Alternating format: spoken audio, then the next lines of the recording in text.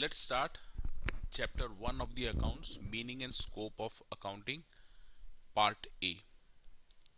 First, we will see that all the persons in this world are doing some kind of economic activities, and everyone wants to keep a record of such economic activity, whether it may be an individual or it may be a government. These records are kept for decision making and to know the outcome of economic activity. To record these economic activities, we divide this economic activity in two parts, that is transactions and events. Transactions क्या होते हैं? All action parts are called transactions, जैसे sale, purchase, payment of salary, rent, all these are actions, these are called transactions. Events and results जो मिलता है आपको, उसको कहते हैं इवेंट्स. फॉर एग्जांपल, प्रॉफिट जो मिला है आपको साल भर में ट्रांजेक्शन से, वो हो गया इवेंट्स. या फिर क्लोजिंग स्टॉक जो बचा हुआ है, reminder, it's end result of the transactions, तो इसको हम बोलते हैं events. In accounting both these are recorded, transactions and events. Now accounting is developed to serve this purpose of record keeping. It has a universal application, यानी household से लेके government departments तक सभी जगह अकाउंटिंग का use होता है. That is why it is called universal application and is also called language of the business. Now we will see the definition part of the accounting. इसमें आपको हो सकता है पूरी चीजें समझ में नहीं भी आए, ये सारी डिटेल्स में आपको पढ़नी है बाद में, तो अभी जस्ट आपको डेफिनेशन देखनी है.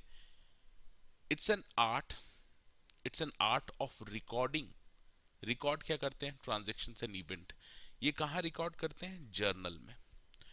Classifying these recorded transaction and events, इसको क्लासिफाई किया जाता है लेजर में. सिमिलर टाइप के ट्रांजेक्शन एक जगह लिखते हैं, इसको लेजर में लिखा जाता है. देन समराइजिंग, ये जितने भी क्लासिफाइड लेजर्स रहते हैं, इसके बैलेंसेस को हम ट्रायल बैलेंस में कन्वर्ट करते हैं, और उसके बाद balance sheet and profit and loss and cash flow statement बनाते हैं. That is called summarising. So, art of recording, classifying, summarizing of transaction and events of financial nature which can be measured in terms of money. तो ऐसे transaction से events जो financial character के हैं और जिसको मनी में मेजर किया जा सकता है, उसी को हम रिकॉर्ड करते हैं अकाउंटिंग में. इसके अलावा हम एनालाइज करते हैं, that is methodological classification of data. एक एक तरह के डेटा को हम एक तरह प्रेजेंट करेंगे, दूसरे तरह के डेटा को दूसरे तरह प्रेजेंट करेंगे, इसको बोलते हैं methodological classification. And interpreting the result.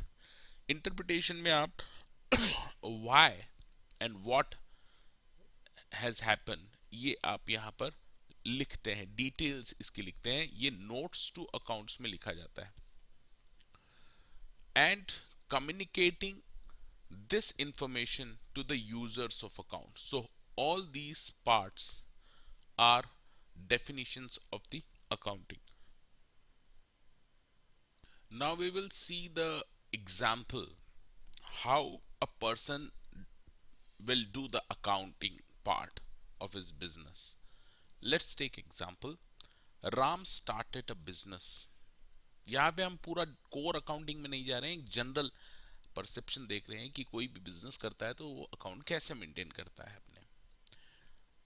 Ram started business, introduce 1 lakh rupees cash की फॉर्म में. वो बिजनेस में 1 लाख रुपीज का कैपिटल लगाता है, उससे वो परचेस करता है गुड्स 30,000 रुपीज के, सैलरी पे करता है 10,000 रुपीज की, रेंट पे करता है 20,000 रुपीज का, और ये जो गुड्स परचेस किए थे, he sell this goods for 90,000 rupees.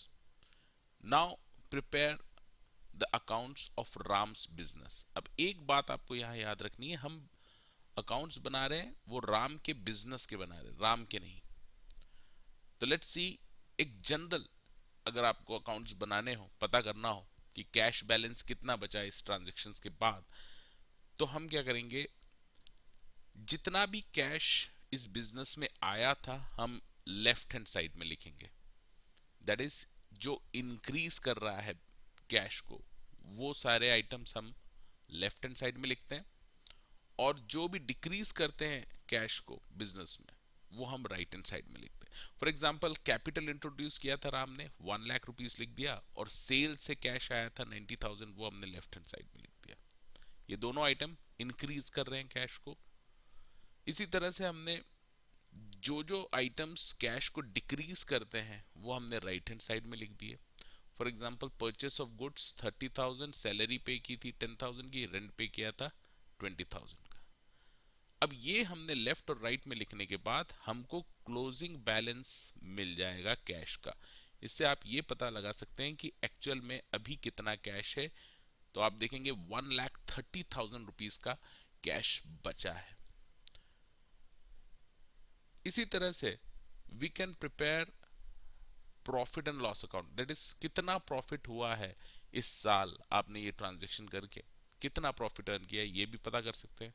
इसके लिए सिंपल है, एक्सपेंसेस जो भी हुए हैं वो लेफ्ट हैंड साइड में लिखिए, चाहे लॉसेस हो एक्सपेंसेस लेफ्ट में लिखिए, और इनकम जो भी हुई है वो राइट में लिखिए। So we do that, right side में इनकम आपकी हुई है सेल से 90,000, we have written 90,000 right hand side, और एक्सपेंसेस हुए थे, परचेस किया था गुड्स 30,000 का, सैलरी पे की थी 10,000 की, रेंट पे किया था 20,000 का। तो ये एक्सपेंसेस हमने यहां पर लिख दिए लेफ्ट हैंड साइड में। Now we can easily find out कि प्रॉफिट कितना हुआ है साल भर में। यू कैन सी 90,000 में से 30, 10 एंड 20 टोटल 60 लेस कर देंगे तो 30,000 आपका आ जाएगा balance, that is called profit during the year. Now, if we observe what we have done, we will find that we had prepared two statement in T-shape form. T-shape form में हमने बनाई थी दो स्टेटमेंट। आपको पता होगा कि ये हमने इस तरह की एक स्टेटमेंट बनाई थी दो, एक कैश और एक P&L टी फॉर्म में। Secondly, we will see we have seen that there are two sides, ये टी शेप फॉर्मेट है, इसमें दो साइड्स रहती हैं, एक होती है लेफ्ट और एक होती है राइट। तो सबसे पहले तो ये जो टी शेप फॉर्मेट है इसको हम कहते हैं अकाउंट, और इसकी दो साइड्स रहती हैं, left side and right side.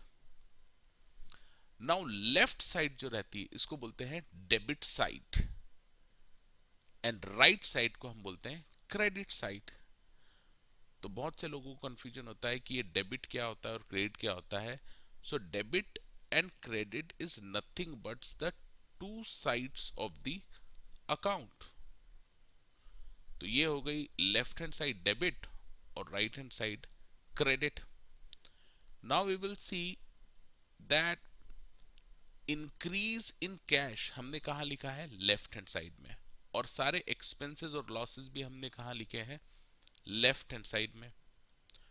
इसका मतलब एक जनरल रूल हम बना सकते हैं यहां पर कि जो भी इंक्रीज इन कैश होगा, इंक्रीज इन कैश, वो हम लेफ्ट हैंड साइड में लिखेंगे, और अगर डिक्रीज इन कैश होता है तो हम राइट हैंड साइड में लिखते हैं। सिमिलरली ऑल एक्सपेंसेस हमने जो लिखे थे वो लेफ्ट हैंड साइड में लिखे थे, और all incomes we have written on the right hand side. So with this example we can easily find out that increase in cash expenses हम left hand side में लिखे, और decrease in cash और income हमने right hand side में लिखी। Now we can see that accounts में left hand side right hand side दो sides होती है accounts की। इंक्रीज जब जब होगा कैश या आप एसेट्स बोल सकते हैं, बिकॉज कैश इज एसेट। तो एक जनरल रूल बन गया आपको अकाउंट्स के लिए कि जब कभी भी कैश आपका या एसेट आपकी इंक्रीज होती है तो उसको आप लेफ्ट साइड में लिखते हैं, और जिसको बोलते हैं हम debit, that is increase in cash और asset will be debited, left hand side में लिखेंगे। डिक्रीज इन कैश और एसेट्स क्रेडिट साइड में लिखेंगे। Similarly expenses and losses left hand side में लिखते हैं हमेशा, that is debit side. Incomes and gains हमेशा राइट हैंड साइड में लिखते हैं। तो ये दो प्रिंसिपल्स तो आपको यहां से समझ में आ जाते हैं। इसके बाद एक और स्टेटमेंट बनती है अकाउंट्स में, वो भी आप समझ लीजिए, that is called balance sheet. Balance sheet actually is prepared at any point of time, किसी भी एक पॉइंट ऑफ टाइम पे हम बैलेंस शीट बनाते हैं। जैसे आपने यहाँ पे बिजनेस स्टार्ट किया तो एक बैलेंस शीट आपकी यहाँ बन जाएगी जिसमें जीरो जीरो बैलेंसेस रहेंगे दोनों तरफ। और फिर आपने बिजनेस स्टार्ट किया, साल भर आपने बिजनेस किया, 1 ईयर, और उसके बाद फिर आप इस पॉइंट ऑफ टाइम पे बैलेंस शीट बनाते हैं, राइट। और ये जो पीरियड है 1 साल का, इसके लिए आप बनाते हैं profit and loss account. So profit and loss account is prepared for a period and balance sheet is prepared at a point of time. अब बैलेंस शीट किस तरह की रहती है? बैलेंस शीट में दो साइड्स रहती है, एक रहती है कैपिटल और लायबिलिटी साइड, और दूसरी रहती है एसेट साइड। अब ये दोनों साइड्स आपकी बैलेंस होनी चाहिए, टोटल इसके मैच होने चाहिए। So we can see that capital Ram ने इंट्रोड्यूस किया था 1 लाख रुपीज, ये कैपिटल लिख दिया आपने। और जो प्रॉफिट हुआ है 30,000 का, ये इस बिजनेस की लायबिलिटी है टुवर्ड्स द राम, ओनर को इसको वापस करना है इस बिजनेस को। ये 30,000 का जो प्रॉफिट है, that is why it is written on the left hand side liability में। इसी तरह से इस बिजनेस के पास एसेट कितनी है? 1,30,000 की। So we can see that 1,30,000 1,30,000 दोनों साइड्स मैच हो गई। ये जो बैलेंस शीट का फॉर्मेट है, दिस इज हॉरिजॉन्टल फॉर्मेट। इसी तरह से बैलेंस शीट को आप वर्टिकल फॉर्मेट में भी बना सकते हैं, एक के नीचे एक लिख सकते हैं आप। कैपिटल एंड लायबिलिटीज आप लिख सकते हैं, इसका टोटल कर लीजिए, एंड इसके बाद एसेट्स लिख दीजिए, इसका टोटल कर लीजिए। So this is the end of the part A. If you have any doubt, you can call me, and don't forget to revise and give the tests.